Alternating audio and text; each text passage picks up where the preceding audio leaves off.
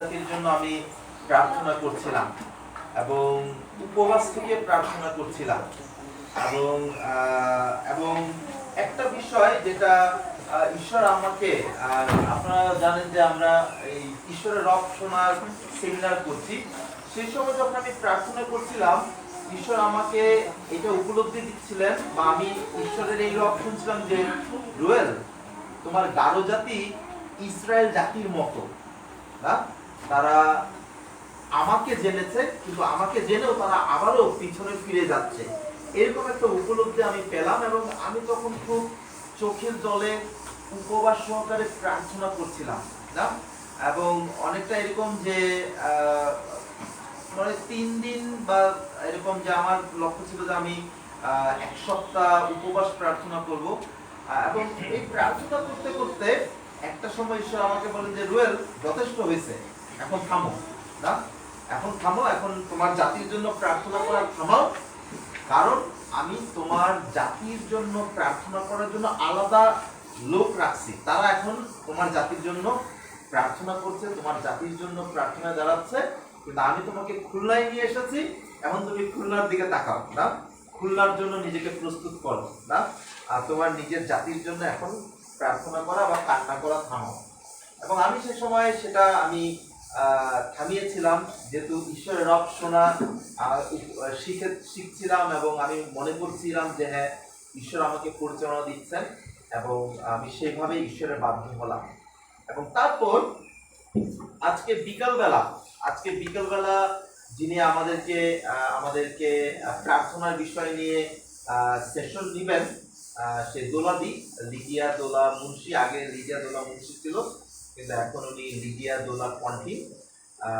তাই ওনাকে নিয়ে একবার আমি এই গ্রামে আসছিলাম না, এই গ্রামে কোন একটা কারণে এসেছিলাম এবং ওই জার্নিটাও খুব বেশ একটা স্মরণীয় জার্নি ছিল দোলাদির জন্য, আমার জন্য।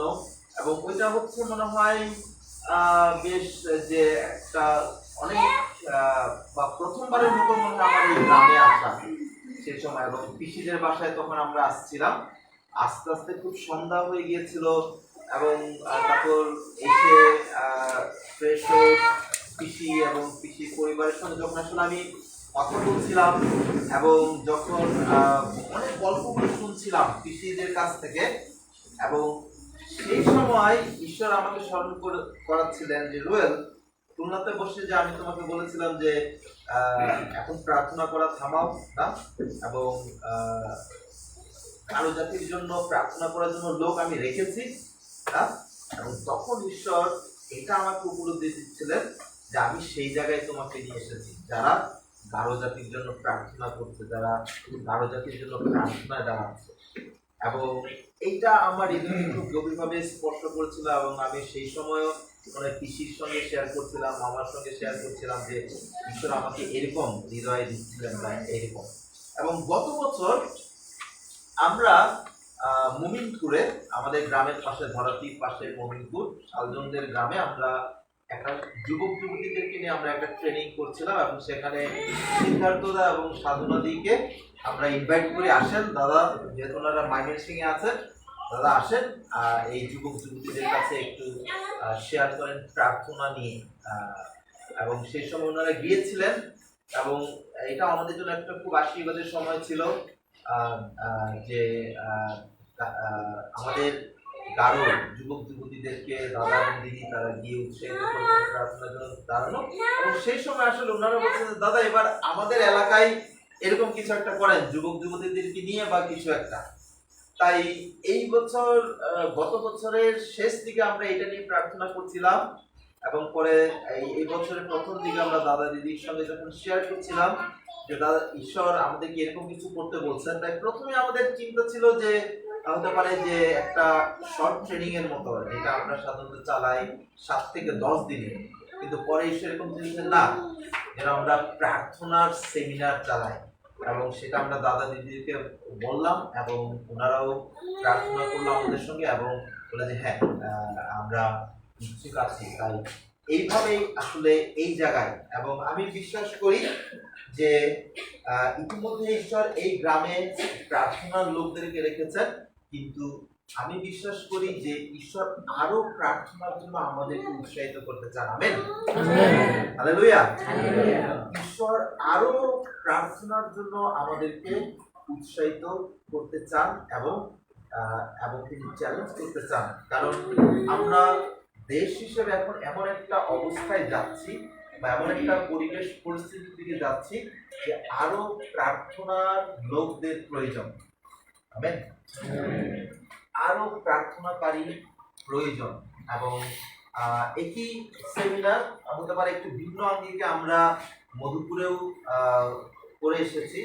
এখানে আসার আগে মধুপুরেও আমরা করে এসেছি এবং সেখানেও প্রায় অনেকজন ছিলেন, যদিও এটা অল্প সময়ের জন্য, কিন্তু আমার বিশ্বাস যে এটা বড় কিছুর জন্য একটা ছোট্ট শুরু। এবং এখানে যদি আমরা 3 দিনের মতো করছি, কিন্তু এটা বিশ্বাস করি যে এটা একটা ছোট্ট শুরু, আরো বড় কিছু সামনে আছে। আমেন। সেই জায়গায় ঈশ্বর আমাদেরকে নিয়ে যাচ্ছেন বা নিয়ে যেতে চান। এই বিশ্বাস এবং এই প্রার্থনা নিয়ে আমরা এই আগামী কয়েকটি দিন আমরা কাটাতে চাই, যেন আমরা একজন আরেকজনকে আরো উৎসাহিত করতে পারি এই প্রার্থনার জায়গায় দাঁড়ানোর জন্য। যদি বা অনেক সময় প্রার্থনা একটা বোরিং বিষয় হয়ে আসতে পারে না, কিন্তু আসলে প্রার্থনা বোরিং কোনো বিষয় না। প্রার্থনা সবসময় একটা খুবই আলোড়ন জাগানো একটি বিষয়। আমেন। সেটা নিয়ে আমরা আলাপ আলোচনা করতে চাই, সেটা নিয়ে আমরা একসঙ্গে আমরা শিখতে চাই। এবং আমি মনে করি যে আমি এখনো শিখছি, আপনাদের কাছ থেকে আমি শিখবো, আর আমরা পরস্পরের কাছ থেকে শিখবো, যেন আমরা আরো প্রতিযোগিতার জন্য পাই। Amen, amen. দাদা দিদি যদি কোনো কিছু বলতে চান, কোনো কিছু শেয়ার করতে চান, এই সময় কোনো ভূমিকা